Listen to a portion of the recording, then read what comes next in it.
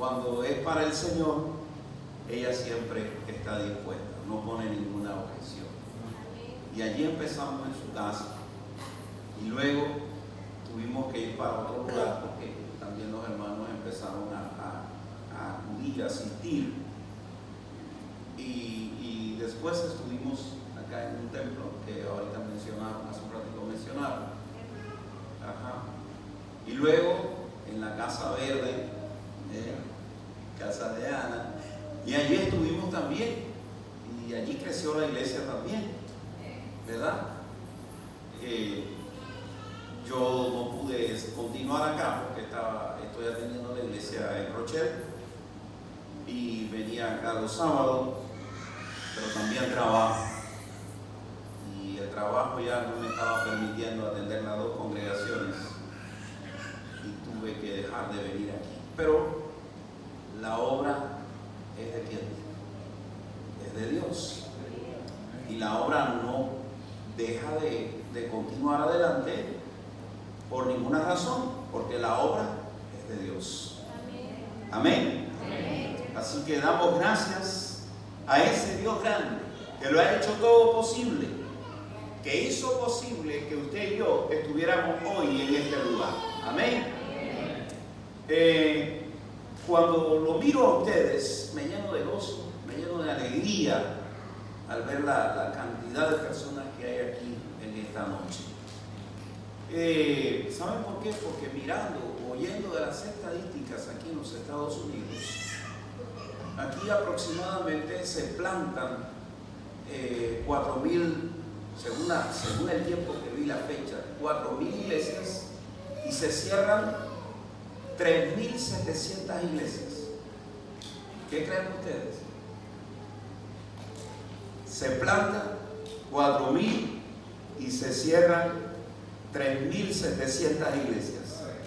Hermano, pero miren, yo le estoy diciendo esto porque es un logro, es una bendición que esta iglesia, a pesar de que eso haya acontecido, de que tantas iglesias se cierren, aún esta congregación sigue con las puertas abiertas.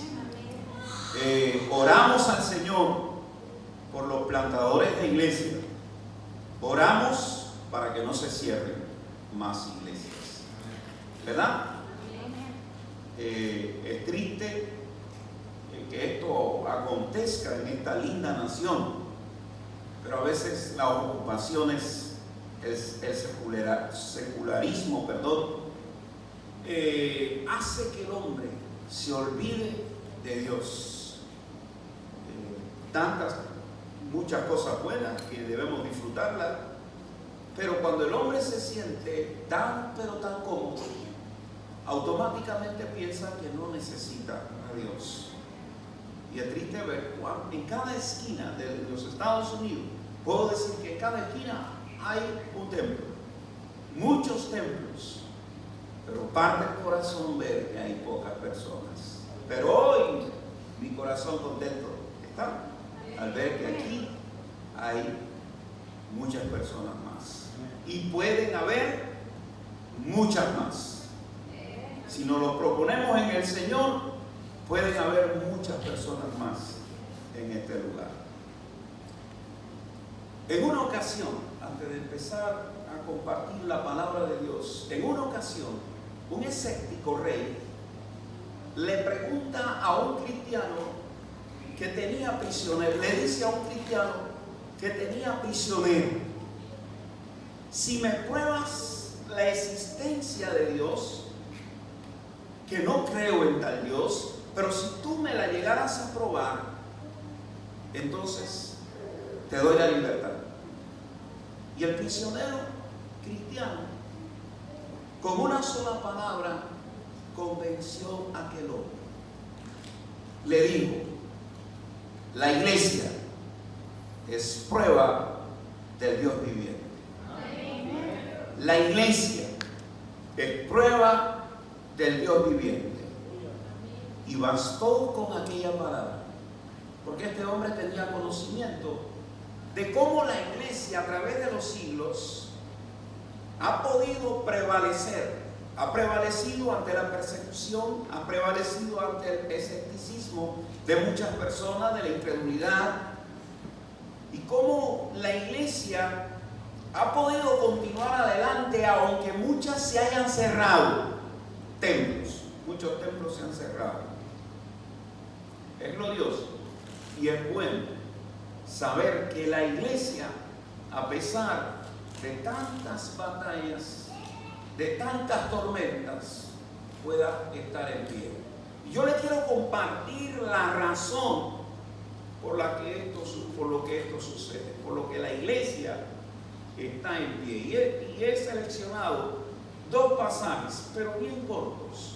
El primero, que quiero trasladarlo allí, está en el Evangelio según San Mateo, capítulo 16, versículo 18. Vamos a ver qué nos dice allí la palabra del Señor. Mateo capítulo 16, versículo número 18.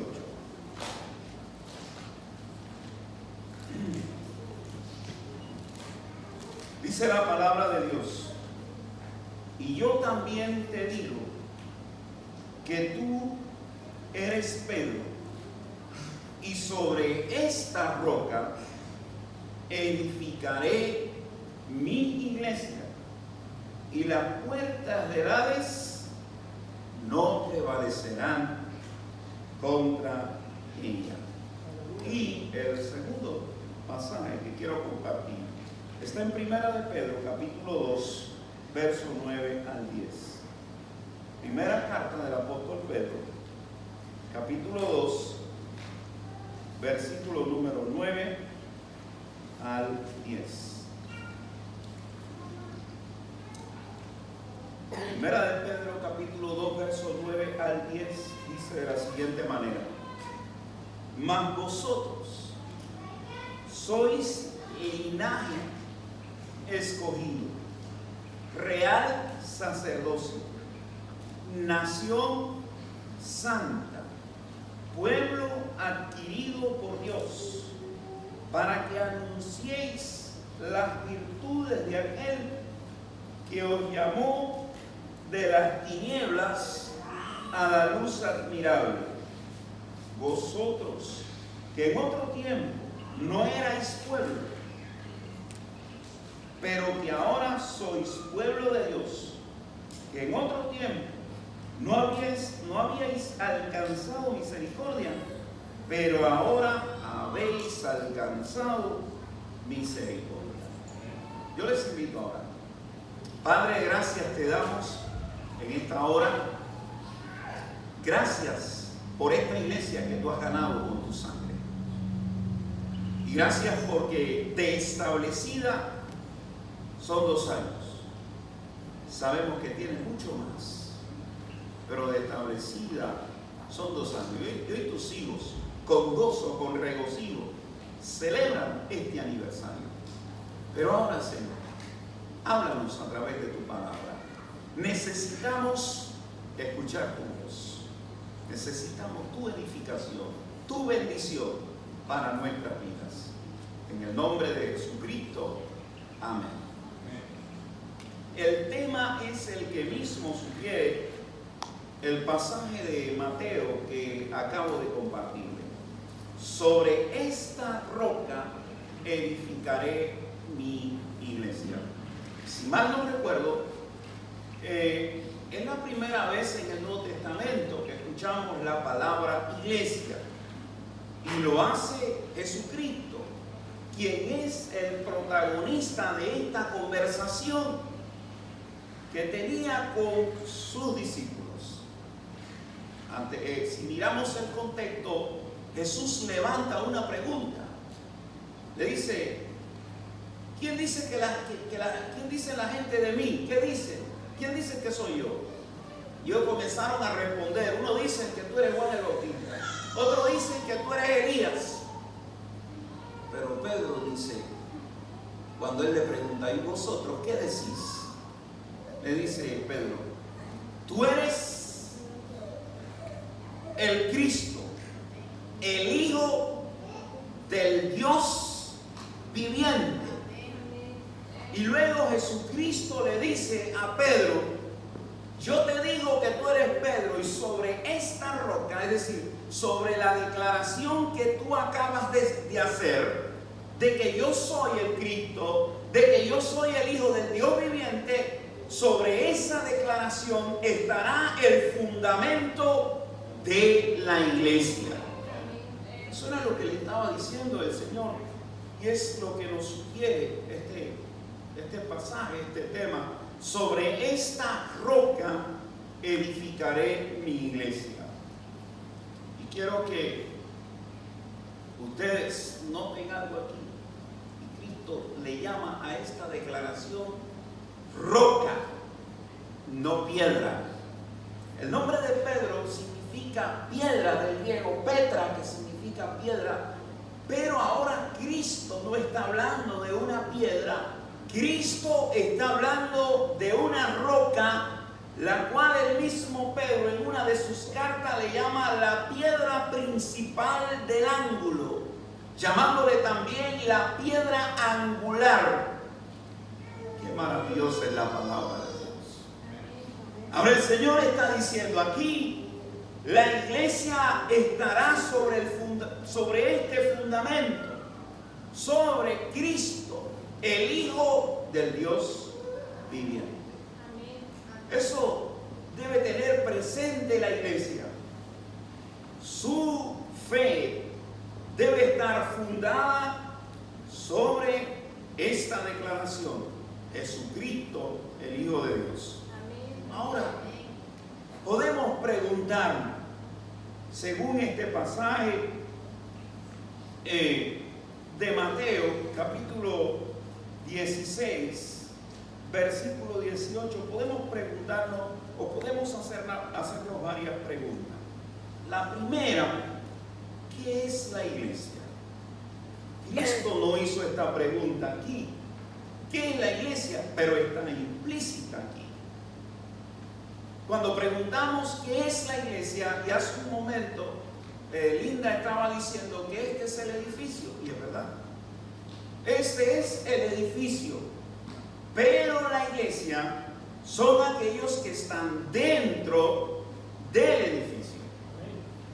Y aunque la iglesia en ese momento no había surgido, pero estaba en germen ya. Y es que en ese momento la iglesia la conforman los 12 discípulos o apóstoles que estaban con el Señor. Y entonces, ¿qué es la iglesia? Va aún más allá de ello. La iglesia son aquellas personas arrepentidas que obedecen ¿a quién? Que obedecen a Cristo. Es muy importante notar esta palabra: arrepentimiento. Cuando hablamos del arrepentimiento, estamos hablando de un giro completo, contrario a la vida pasada. Entonces, esas personas que se han arrepentido y que obedecen a la voz del Señor conforman la iglesia, son la iglesia. Cuando estamos hablando de arrepentimiento, estamos hablando de un cambio notable en la persona. Entonces, esa es la iglesia. Grupo de personas arrepentidas que obedecen a Cristo. No estamos hablando de personas emocionadas. No estamos hablando de personas quizás empujadas por otros. Estamos hablando de personas transformadas que han llegado a la madurez en la fe o están en ese proceso. De personas que realmente se han comprometido con Jesucristo. Ahora, estos apóstoles, precisamente Pedro, le dijo al Señor en una ocasión: Señor, he aquí nosotros lo hemos dejado todo por seguirte a ti. Ya tendremos.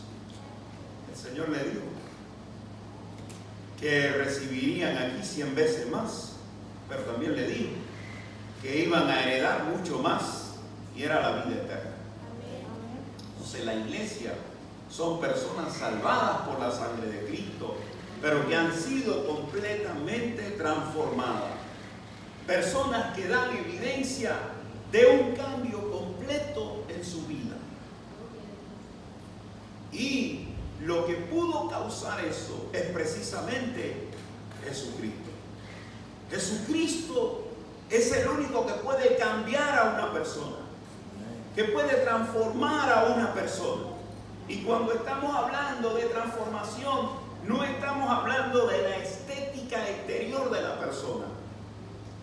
Estamos hablando de la estética interior que solo el Espíritu Santo puede hacer en el corazón de una persona.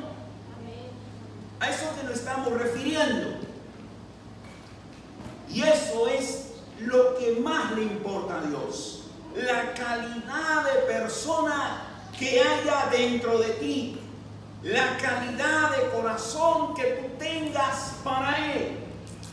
Eso es lo que realmente le importa a Dios. Y así Dios quiere que esta iglesia, que esta congregación vaya creciendo en ese perfil, teniendo como fundamento a Jesucristo, que es la roca. La iglesia son personas arrepentidas, salvadas por la sangre de ¿quién? De Cristo. Y la otra cosa que yo quiero que ustedes noten en este versículo viene después de esta otra pregunta. ¿Quién es la roca de la iglesia? Ya lo dijimos. Cristo, ¿verdad? Roca grande. Ahora, esta roca representa el fundamento, la base que sostiene toda la estructura.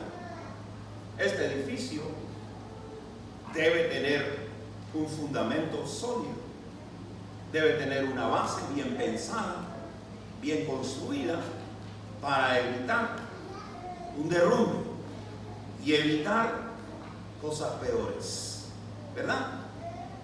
Ahora, el fundamento de la fe de la iglesia es Jesucristo, que es la roca. No debe ser fundada bajo conceptos ni caprichos humanos.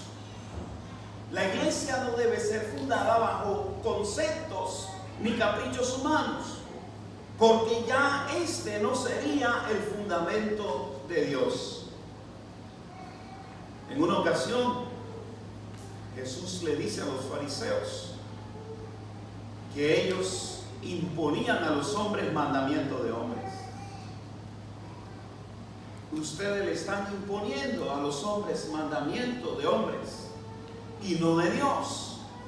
De manera que el único fundamento que encontramos aquí para la iglesia es el mismo Jesucristo, el cual lo declara: sobre esta roca edificaré ¿qué cosa?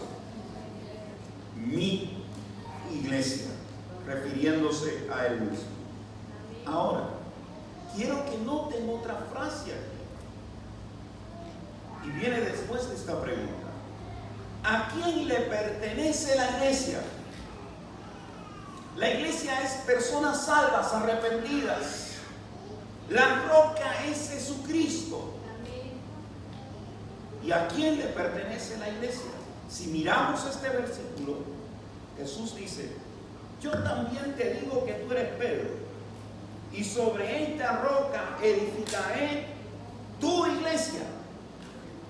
Dice el Señor: sobre esta declaración edificaré mi iglesia. Yo quiero que ustedes noten aquí que el dueño de la iglesia es Jesucristo. ¿Por qué el dueño de la iglesia es Jesucristo? Amén, gloria a Dios. ¿Por qué el dueño de la iglesia es Jesucristo? Por una sencilla razón: porque solo Él dio su sangre por la iglesia. Dice la Biblia que fuimos comprados con precio de sangre y de la sangre del Cordero de Dios. Jesucristo es el dueño de la iglesia. A Jesucristo le pertenece la iglesia. Así que la iglesia no es de Pedro, la iglesia no es de Juan, la iglesia no es de Andrés, la iglesia le pertenece a nuestro Señor Jesucristo. Y reitero, porque Él murió y resucitó por ella. Cristo murió y resucitó por la iglesia. Él es el dueño de la iglesia, pero también Él es el dueño de ¿quién? De este edificio. Él usa lo que Él quiere y usa personas para hacer posible la visión de la iglesia y los sueños de la iglesia. Y benditos, oigan bien lo que digo, en el nombre del Señor, bendito lo que se dejan usar por Dios para llevar a cabo sus propósitos. Amén. El que quiera apoderarse de la iglesia fracasará, porque esta le pertenece a quién? Le pertenece a Él. ¿Quién quiere apoderarse de la iglesia? Tenemos un enemigo, el diablo. Y Jesús dijo aquí en este pasaje: y las puertas del Hades, las puertas del infierno, no prevalecerán ¿contra quién? Contra ella. ¿Qué significa las puertas del infierno? Se está refiriendo, ni el diablo, ni sus demonios, ni sus planes podrán prevalecer ¿contra quién? Contra la iglesia. Así que tenemos esto bien claro por el pasaje de la Biblia que nos dice sobre quién está fundada y quién es el dueño de la iglesia. Jesucristo. Ahora, ¿quién edifica la iglesia? ¿Saben? Nosotros salimos a evangelizar, salimos a predicar y preparamos un programa en la iglesia y tomamos fecha de cuándo empezó, cuántos años tiene la iglesia. Pero quien edifica la iglesia es Jesucristo. Lo dice el pasaje. Él dice: sobre mí edificaré mi iglesia. Yo soy el dueño. Pero también dice: edificaré. ¿Quién edificará? Jesucristo. Jesucristo es quien edifica la iglesia. Usted puede participar aquí en cualquier cosa que quiera presentar ante Dios y ante la congregación. Pero quien edifica es el Espíritu Santo. Quien edifica es Dios. Ahora, cuando hablamos de edificar, estamos hablando sí de establecer, pero también estamos hablando de fortalecer, estamos hablando de animar, estamos hablando de alentar, estamos hablando de guiar, estamos hablando de auxiliar, estamos hablando de consolar y estamos hablando de levantar. Muchas veces usted viene a este lugar destrozado. Somos hijos de Dios, pero tenemos pruebas. Tenemos pruebas en el trabajo, tenemos pruebas en la casa, con la familia, con el matrimonio. Tenemos pruebas. Y venimos a este lugar. Y Dios pone palabras en su sierva, en su corazón, para que hable. Y esas palabras van guiadas por el Espíritu Santo para bendecirte, para consolarte, para fortalecerte, para establecerte una vez más. Esas palabras vienen guiadas para auxiliarte, para levantar tus ánimos. Entonces, Dios es quien edifica la iglesia. Porque edificar no solamente se refiere en el sentido de levantar algo, un edificio, no. Aquí está hablando en sentido espiritual. Yo edifico y conforto los corazones. Cuando él habló en Lucas capítulo 4, diciendo que la profecía de Isaías se había cumplido ese día sobre él, dice que había venido a dar buena nueva a los pobres, había venido a libertar a los cautivos. ¿Cuál es la función de la iglesia? La misma que Cristo ha hecho en ella. Amén. Amén. Él es quien edifica a la iglesia. Ahora, podemos hacer nuestra pregunta nosotros acá. Podemos hacer nuestra pregunta. Si Cristo es todo esto que acabamos de decir, si Cristo es el dueño de la iglesia, si Cristo es quien edifica la iglesia, si la iglesia está fundada sobre la roca, que es el mismo Jesucristo, ¿acaso no tenemos todos nosotros el potencial de Dios para llevar también este mensaje a los que están heridos, a los que están hambrientos y necesitados de la palabra de Dios? Porque en este país, bendecido por Dios, porque es una nación bendecida por Dios, donde estamos rodeados de tantas posibilidades, oportunidades y beneficios, mucha gente no se ha dado cuenta que lo que realmente le da el confort y la felicidad plena al hombre es Dios. Y usted es esa iglesia que le pertenece a Cristo, que lo tiene a Él como su dueño. Usted es esa iglesia que Él le ha edificado, le ha consolado, le ha salvado, para que usted desempeñe un papel importantísimo en esta tierra y especialmente en este lugar donde usted vive. Amén. Entonces debemos tener presente estas cosas que acabamos de decir. ¿Qué es la iglesia? Personas arrepentidas, realmente arrepentidas. ¿Quién es la roca de la iglesia? Jesucristo. Es la roca, es el fundamento de la iglesia. ¿A quién le pertenece la iglesia? A Cristo le pertenece la iglesia. ¿Quién edifica la iglesia? Cristo edifica la iglesia. ¿Qué significa que las puertas del Hades no prevalecerán contra la iglesia? Que aunque se levanten demonios 1000, Él, dice la Biblia, estará con nosotros. Amén. Ahora, y brevemente, quiero que vayamos a Primera de Pedro, capítulo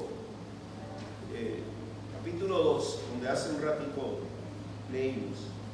Primera de Pedro, capítulo 2, verso 9 en adelante. Al 10, perdón. Primera de Pedro, capítulo 2, verso 9 al 10.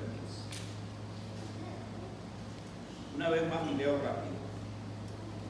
Mas vosotros sois linaje escogido, real sacerdocio, nación santa, pueblo adquirido por Dios, para que anunciéis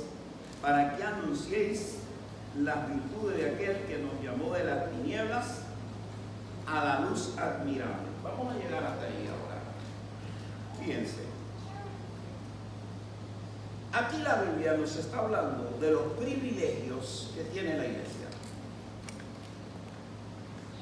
Además que Cristo sea su dueño, además que Cristo la edifica, además que está fundada sobre Él, que es la roca, Él le da privilegio a la iglesia.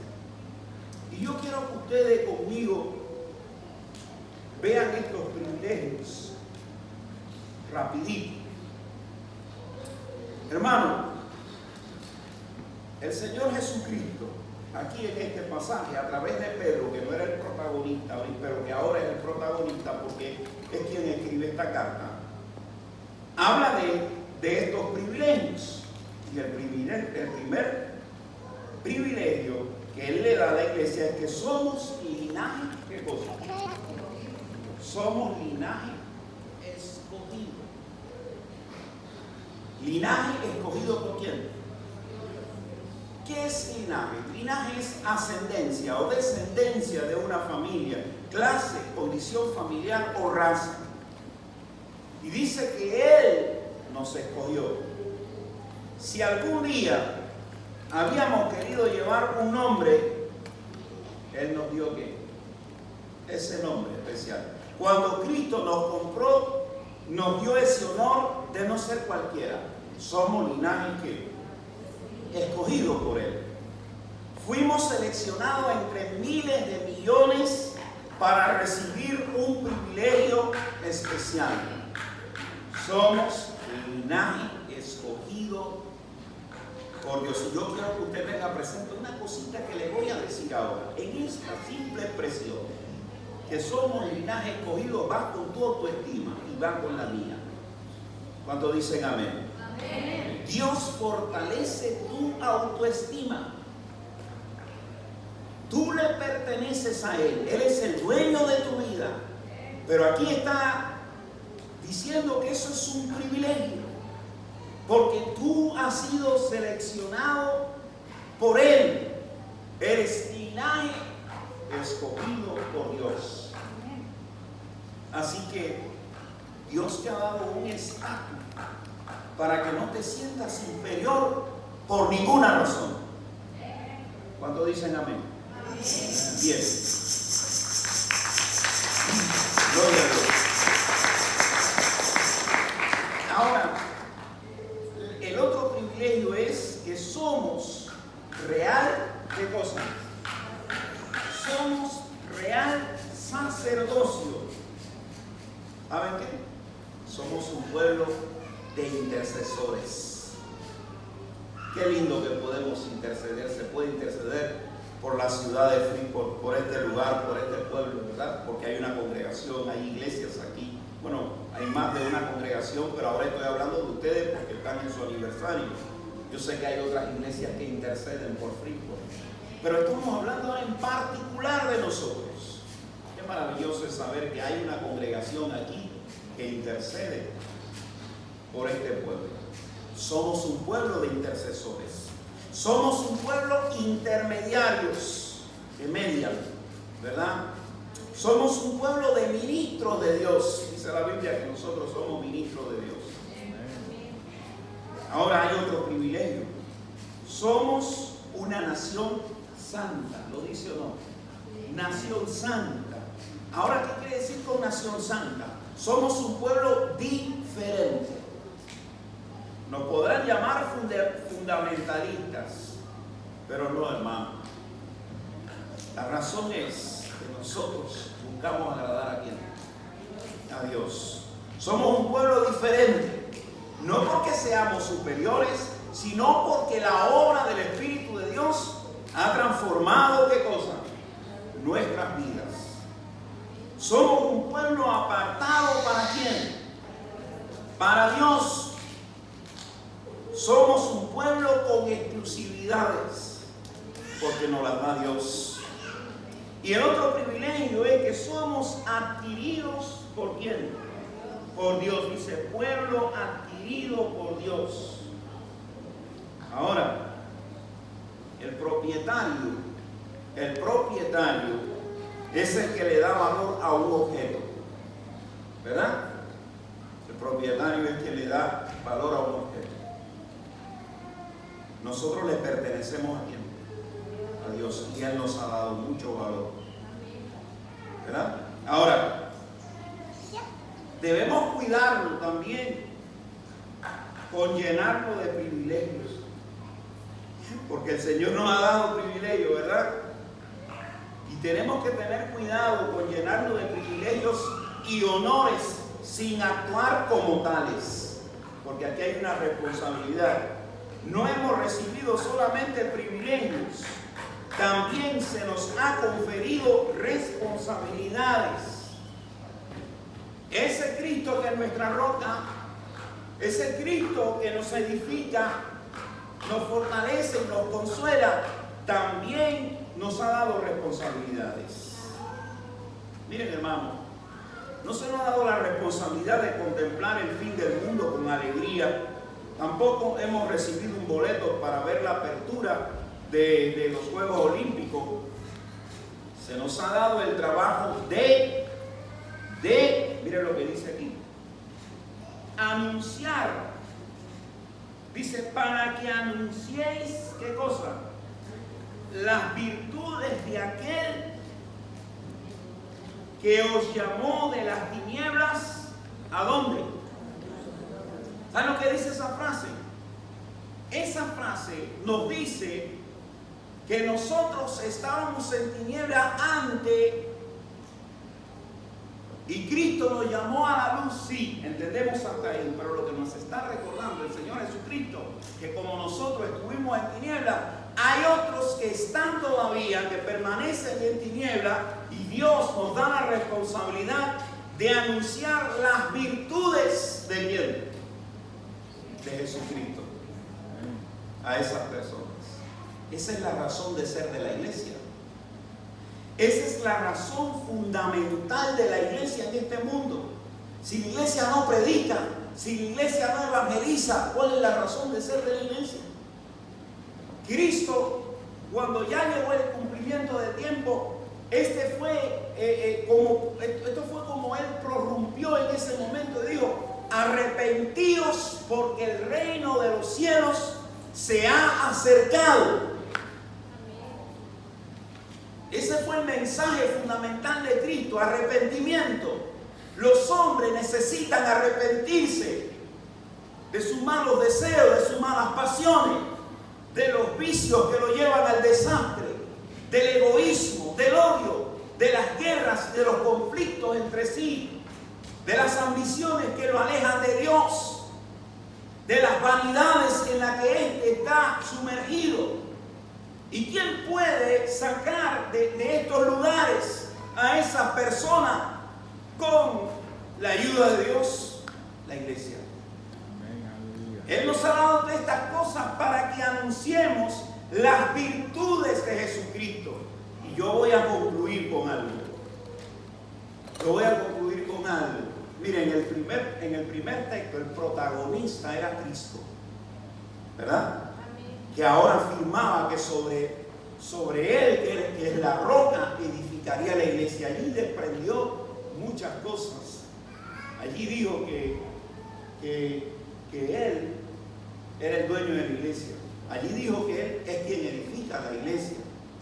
Y ahora Pedro, que es el protagonista de una de sus cartas que escribe, le dice, ustedes son privilegiados. Dios lo ha escogido como un linaje para Él, como un real sacerdocio. Ustedes han sido adquiridos por Dios, pero también Él quiere que ustedes anuncien las virtudes de su Hijo Jesucristo. ¿Dónde? ¿Dónde la iglesia puede anunciar las virtudes de Cristo? ¿Dónde la podrá anunciar? En cualquier lugar, en cualquier sitio donde ésta se desempeñe. En el trabajo, en una tienda, en tu casa, allí Él quiere que tú anuncies sus virtudes. Esta es la razón de ser de un cristiano. Esta es la pasión que debe quemar el corazón de cada hijo de Dios. No solamente alabar a Dios en estas cuatro paredes, sino ese fuego, esa pasión de compartir quién es Jesucristo. Esa es la razón fundamental por la que la iglesia se sostiene, camina y vive.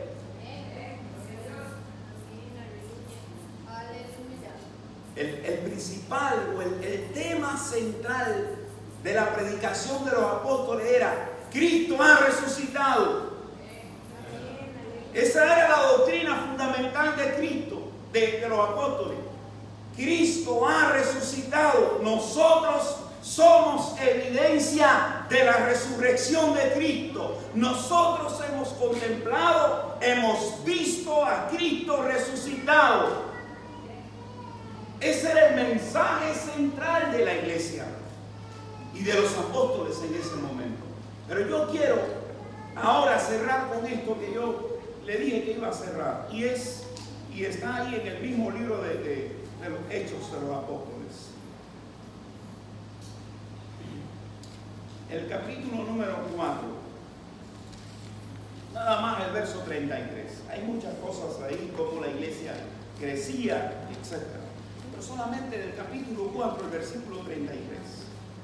El versículo 33 dice: y con gran poder los apóstoles daban testimonio, oiga bien, de la resurrección del Señor Jesús, y abundante gracia era sobre todos ellos.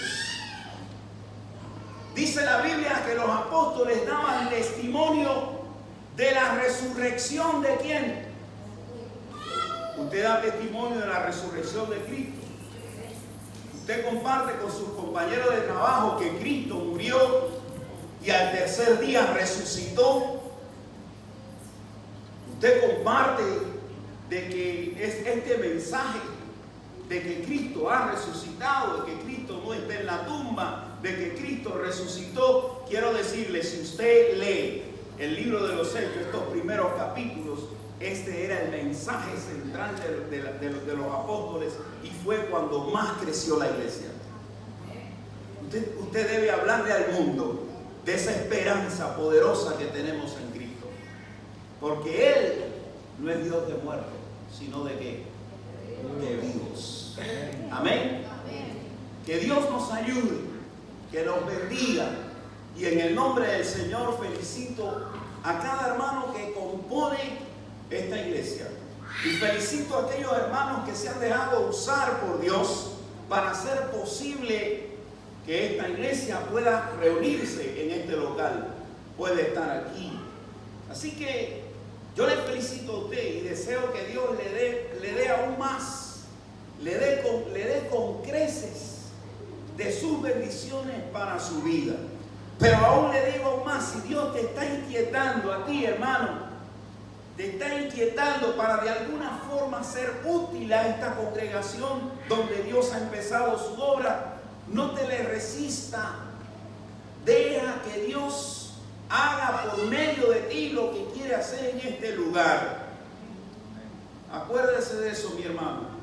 La iglesia no camina solita así tampoco. Él espera que usted aporte. ¿Para qué? Para que la obra de Dios continúe hacia adelante. ¿Cuántos dicen amén? Entonces decimos amén. Dios le bendiga en esta noche y damos gracias a Él.